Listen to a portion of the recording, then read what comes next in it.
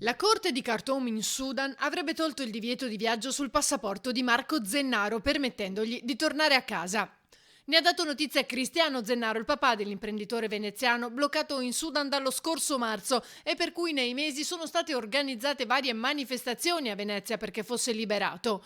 Nel tribunale della capitale sudanese è stato raggiunto l'accordo per il rilascio, 200.000 euro ottenuti grazie a una raccolta fondi lanciata da Union Camere Veneto, alla quale hanno contribuito imprenditori veneti, associazioni di categoria e il sindaco Brugnaro, che ha versato 50.000 euro dal fondo vincolato sul quale confluiscono le indennità mensili alle quali il primo cittadino ha rinunciato.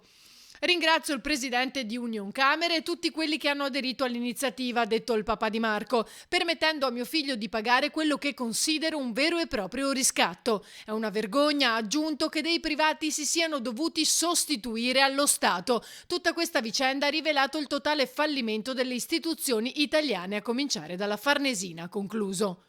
Dopo aver trascorso 74 giorni di prigionia in condizioni igienico-sanitarie vergognose, lo scorso 14 giugno Marco era stato scarcerato, ma con il divieto di lasciare il paese. Ora non resta che attendere il rientro per cui in molti si sono battuti.